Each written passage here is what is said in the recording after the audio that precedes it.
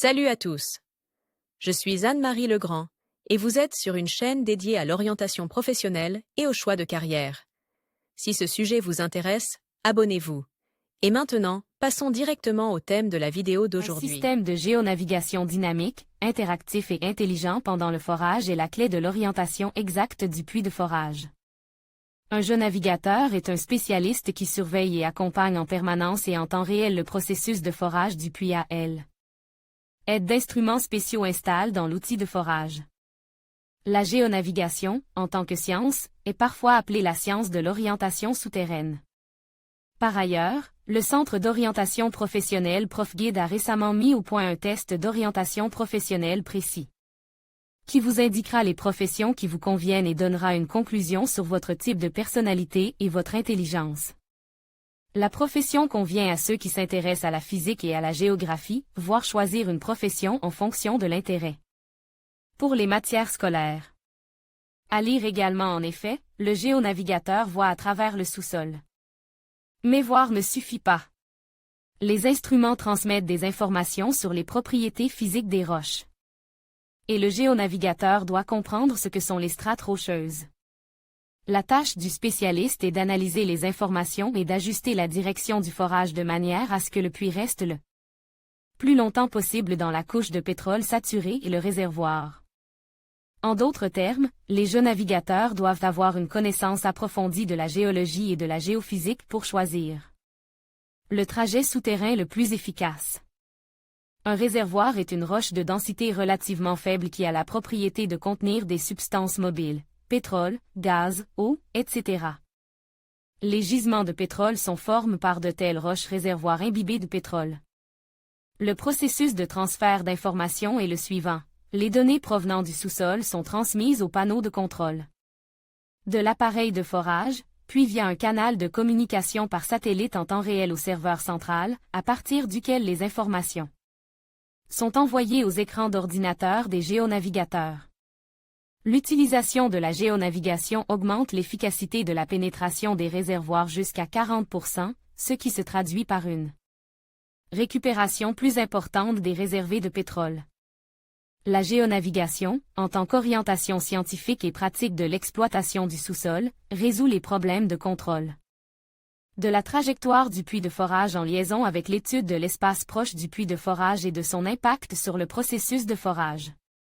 La géonavigation est appliquée avec succès non seulement à l'exploitation des gisements de pétrole et de gaz, mais aussi à d'autres sources d'hydrocarbures, bitume, pétrole à haute viscosité, hydrates de gaz, etc. Ainsi qu'à la géologie de l'ingénieur dans les travaux d'urbanisme et de communication, à l'agriculture et à l'étude de l'environnement. Orientation professionnelle à l'école. Campagne 15+15 offre spéciales pour les écoles, les enseignants et les conseillers d'orientation travaillant avec des écoliers. Caractéristiques de la profession. Tâches fonctionnelles d'un géonavigateur. Compilation de modèles géonavigationnels sur les puits de référence pour le forage ultérieur. De puits de complétion horizontaux, guidage géonavigationnel des puits horizontaux, contrôle des modes de forage, ajustement. Du modèle géonavigationnel pendant le forage sur la base des données de diagraphie, évaluation rapide de la lithologie, l'information du client et l'accord sur la décision de modifier la trajectoire du puits, la formation du modèle final de géonavigation, rédaction d'un rapport sur les puits fours. À lire également avantages et inconvénients de la profession. Les avantages: la profession est recherchée et bien rémunérée, car il y a très peu de spécialistes de la géonavigation aujourd'hui. Le champ d'application de la géonavigation dans d'autres secteurs d'activité s'élargit et la demande de tels spécialistes ne cessera de croître. La possibilité de travailler à distance, freelance. Inconvénient: les déplacements professionnels fréquents et la vie sur le terrain ne sont pas toujours confortables. Lieu de travail. Compagnie pétrolière travaille sur les champs de pétrole et de gaz. Laboratoire des instituts de recherche et d'exploration géologique, où sont menées des recherches sur le développement de réserves d'hydrocarbures difficiles à atteindre et à récupérer, par exemple, les zones offshore, les anciens gisements de Sibérie occidentale. Le bitume et le pétrole visqueux de la République du Tatarstan. À lire également des qualités importantes.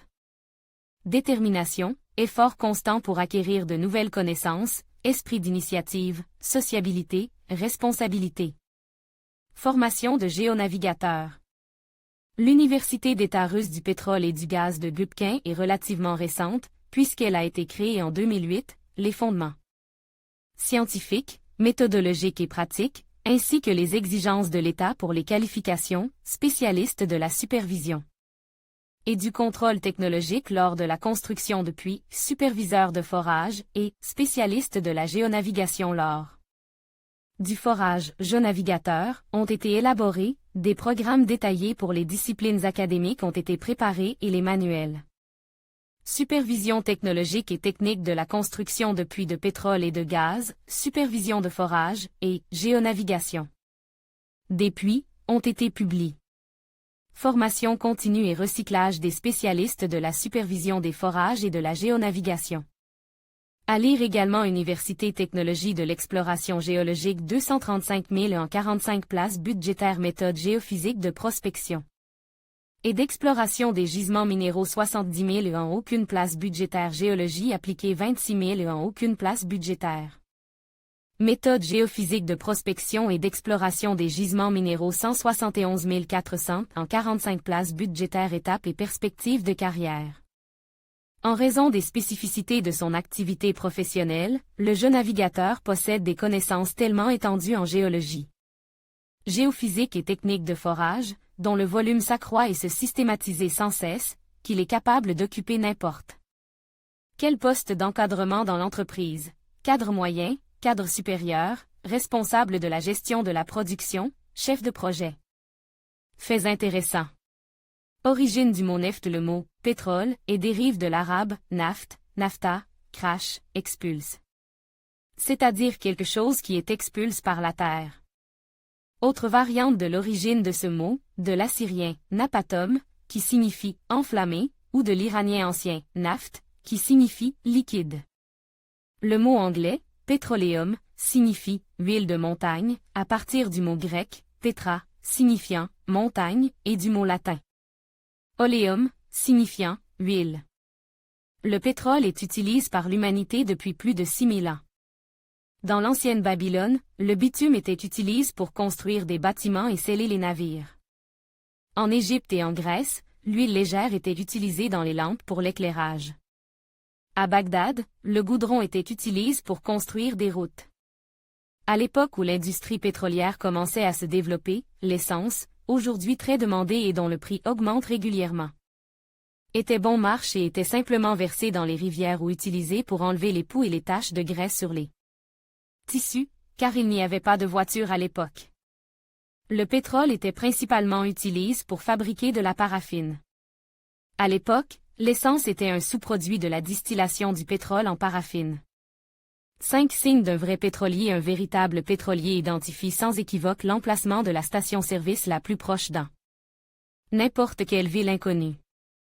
Il a travaillé au moins 2 fois sur toutes les plateformes de la Sibérie occidentale. Il gagne tellement d'argent qu'il n'a pas le temps de le dépenser. Quand le dépenser s'il ne travaille pratiquement pas le week-end? Il mesure sa tension artérielle avec une pompe de fracturation.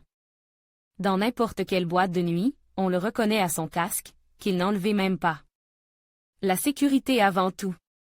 L'auteur de cet article est Flura Yagofarova.